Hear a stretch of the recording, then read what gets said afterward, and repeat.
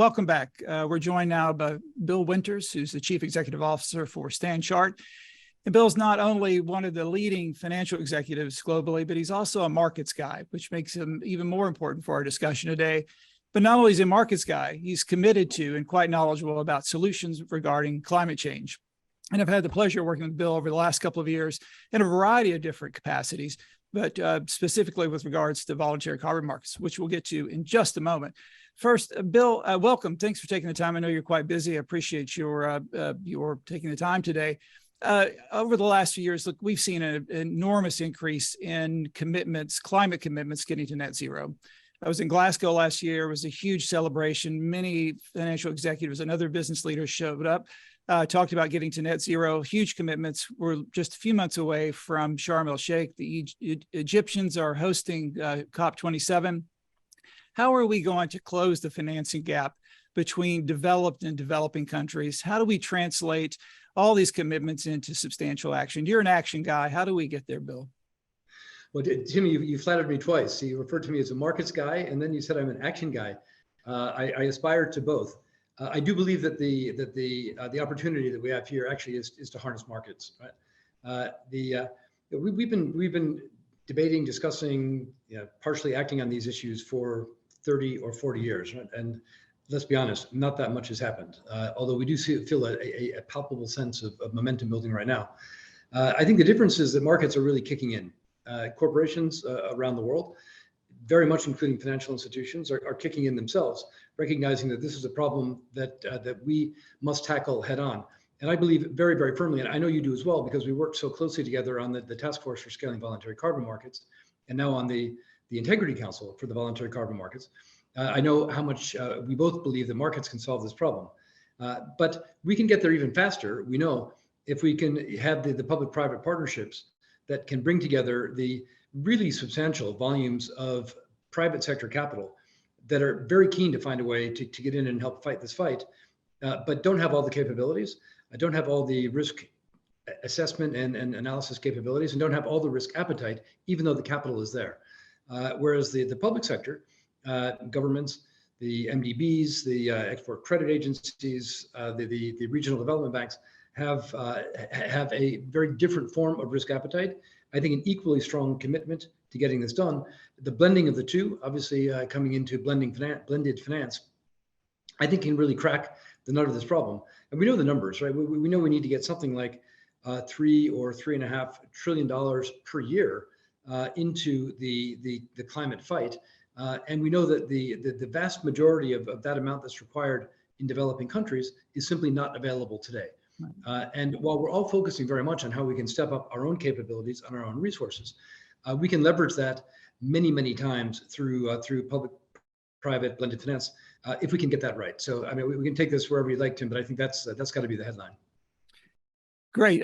Thanks, Bill. You mentioned blended finance. Our mutual friend, Ravi Menon from the Monetary Authority of Singapore, is really focused on blended finance, not only his current role, but also his role as the head of the NGFS and his work on GFANZ in order to achieve what we want to achieve in terms of climate transition in so many different countries, especially in Asia. We're going to need a combination of private and public finance, blended finance. I know StanChart generally, and you specifically, have been doing a lot of work in this area. Do you have some examples you can cite or tell us a little bit about what you're doing on blended finance? Standard Chartered is one of the largest issuers of MEGA guarantees, has been for years. And we know that the World Bank set of capabilities is shifting towards sustainable finance.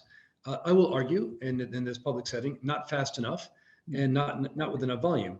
And I would argue further that the leveraging impact that we're getting from the multilateral development banks is inadequate. So right now, for each dollar of MDB financing, we're getting about an incremental 95 cents of private sector capital being crowded in.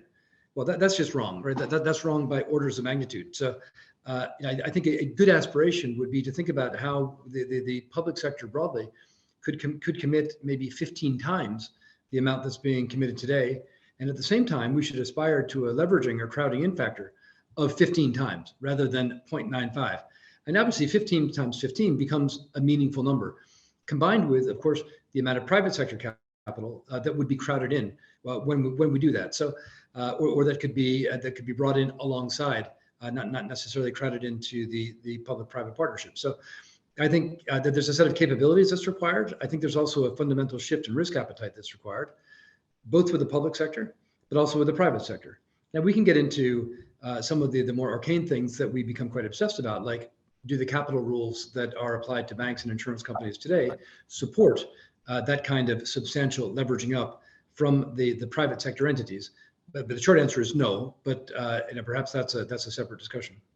Indeed, Bill, we're going to need regulatory changes in regulatory relief. I hate to use this phrase, but if we want to crowd capital into emerging markets that are facing real stress, not only a stress in terms of capital outflows because of rising interest rates in the advanced economies, but we're seeing real stress in terms of food and energy prices and costs, which are, which continue to create pressures in many of these economies. So we need to crowd in capital for climate resilience and climate transition. Bill, let me get to one of your crown jewels. You are the genius behind this effort and the intellectual leadership behind this effort to revamp voluntary carbon markets, which have been around for decades, but suffer from a whole host of shortcomings that have been well cataloged. But you saw a vision, you had a vision for these markets. You led this effort over the last few years. Can you tell us a little bit about how you got that vision and how you assess where we are now in terms of the ICVCM? Yeah, we did. Tim, you obviously sponsored this whole thing, and you and I were side by side on that. And I think we both had the same vision, which was that one of the tools that we can bring to the table is the voluntary carbon markets, so to allow for the transfer of what should eventually be tens and then hundreds of billions of dollars of capital from the hands of all of us that are making net zero commitments, but can't get all the way to zero ourselves, and certainly can't get to zero overnight. And to give us a mechanism to confidently transfer value into the hands of people that really can get the carbon out of the environment or prevent it from going in the first place. The market's been around for decades. I participated in the market for decades, but having had some really early and promising signs of growth in the 90s, we know it pretty much petered out. It got as low as $300 million a couple of years ago when we kicked off our venture. Why did it peter out? Because there was very low confidence that the money that was going into the market for carbon credits was actually being used in a consistently and credibly good way. There were some projects that were outright scams. There were other projects that were very well intentioned, but weren't constructed in a way that built the confidence that the carbon was really being removed from the environment. So you and I together set about really with the urging of Mark Carney, set about setting a uniformly high set of standards across the piece for the voluntary carbon markets, and to put a very, very robust governance framework in place so that those high standards could be maintained through time as technology changes, as the understanding of the different tools in the market change, and to take what had been a growing but still quite small proportion or amount of investment going into bespoke projects, sort of large companies investing directly in reforestation plans and things like that. Good things, but no market transparency and no liquidity. Right. And we had the view that if we harness the power of markets, we could accomplish that. So the task force that we both worked on, I think set the framework for what it means to be high quality. We put the governance framework in place. Then the real geniuses came in, the people that actually know these markets inside out, technical experts. So we've got a body of an expert panel on the Integrity Council for the voluntary carbon market, which is advising a board which itself is extremely experienced and well regarded, and their task is to come up with a set of standards and then to continue to evolve those and govern those from a very, very strong, robust, and independent base, with appropriate representation from the market, as well as from other key impacted groups such as Indigenous people. So, as I know you've talked about, Tim, and as maybe many of the listeners know, that Integrity Council has come out with its consultation document now. Right. It's an extremely robust document with a set of quite precise standards, looking for the industry to contribute those thoughts. For those of you that are so inclined and have a view, I would strongly encourage you to engage in that consultation process. And this is happening alongside a separate but related process, which is the Voluntary Carbon Market Initiative, which is separate from the Integrity Council, which is adjudicating a different question, which is, what does it mean to be net zero? What does it mean to be carbon neutral? I think both those documents and both these bodies go hand in hand. There's overlap on the boards between the two groups. And between getting what it means to make a corporate claim, getting that down right, and then getting comfortable with these very high standards, I think we will be on to a real step up in the transfer of money into the hands of people that can get the carbon out of the environment. Bill, you mentioned the supply side, which we've been working on, the demand side. Obviously, the two function together into a market. One of the challenges you and I have faced over the last couple of years is there's some skepticism out there that thinks that this is a free pass for the corporate sector, but it's not, right? Would you remind us that this is really about going above and beyond, especially for the hard to abate sectors? This is not about avoiding taking the hard task. Yeah, I mean, this free pass thing, I understand where it came from, because there was a time when the price of carbon credits was very cheap, and companies could feel good or convince their stakeholders that they were doing the right thing for not much money. If we get this right, we set the quality standards at the right level, which of course is the intention, in fact, the expectation at this point, we'll be talking about real money out of pocket. I mean, this idea that somehow this is all free is just ridiculous. Standard Chartered is buying carbon credits today. That's money that we could otherwise be using to promote the rest of our business, pay out to shareholders or whatever. It's real money. We're talking about putting a mechanism in place to transfer hundreds of billions of dollars, if we get this right, through time into the hands of people that are actually reducing, sort of verified, validated, recognized by the Integrity Council standards, but also other verifiers as doing the right thing. So there's no free pass, but we know that the voluntary carbon markets could and really only should be used after companies have done all that they can to reduce their emissions themselves. So I know Standard Chartered, when we engage with our clients, which we're doing extremely actively now and have been for a few years, we help them understand, or they help us understand both ways, what they can do with their own operations, how to improve the steel manufacturing process, the power generation process, the transportation process, to actually reduce your emissions outright. That's sort of a gating item.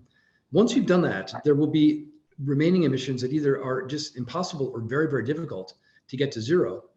But also recognize that we're emitting a lot of carbon between now and the time that we get those reductions passed through our various systems. And the carbon offset market can be used to mitigate that hard to abate emission, but also used to reduce or offset the emissions that are being generated along the way. And that's something that VCMI, this Voluntary Carbon Market Initiative, is addressing directly.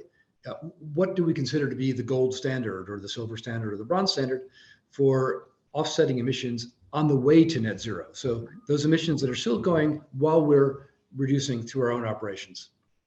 Bill, we're seeing some really interesting market developments and technological developments occurring. I was just meeting with someone from the Salk Institute, and the work they're doing on nature-based sequestration is really pretty fascinating. You and I've had presentations from leading technology firms on sustainable aviation fuel. Could you talk a little bit about some of the market developments you're seeing, as well as Climate Impact X in Singapore, which I know you're incredibly involved in, as well as Carbon Place? Yeah, look, I think there's a lot going on, and those are just three examples.